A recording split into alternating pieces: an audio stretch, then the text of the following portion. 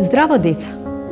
Денес ќе ви раскажам за Амелија Ерхарт, која што беше првата жена која што самостојно леташе со авион околу светот. На некој начин летањето мора од секогаш да било дел од мене. Например, на 6-годишна возраст влегов во градината на нашиот дом прескокнувајќи преку оградата.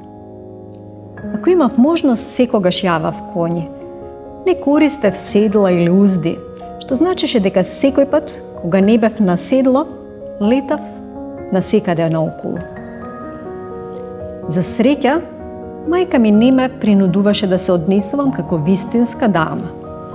Ме оставаше да носам удобни шорцеви, соодветни за безгрижна игра. Кога имав 8 години, ја напишав оваа песничка.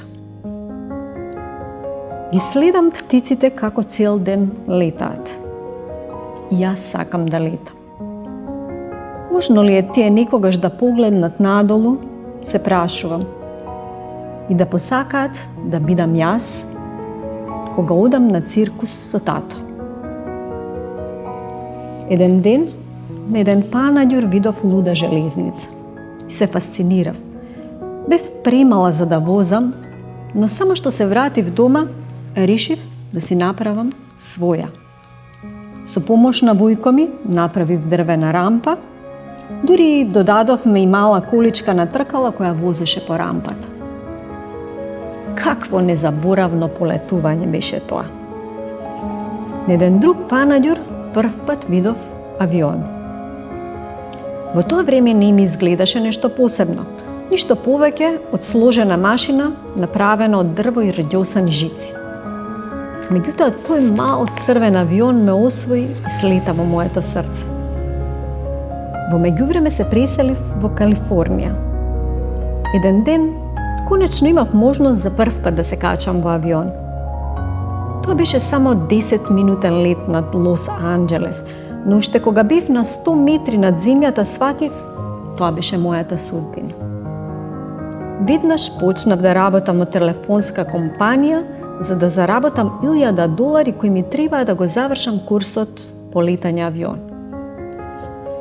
Конечно, во едно зимско утро се појавив на пистата, од која што требаше да полетам со мојот инструктор на првиот час по летање. Летав на 1500 метри.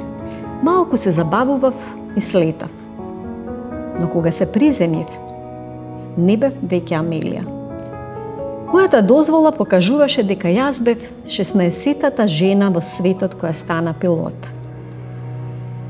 5 години подоцна весниците ми го смислија прекарот Кралица на небото. Заедно со Вилмер Штурц и Луис Гордон, јас бев првата жена која го прелета Атлантикот.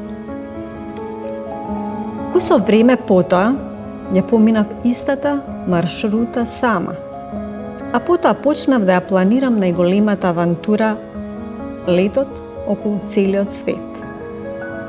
Полета во јуни 1937 година и се упатив на исток.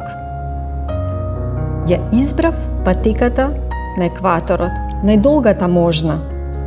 Веќе поминав 35.000 километри и го минував последниот дел над Тихиот океан, кога контролната кула ја изгуби трагата од мојот авион.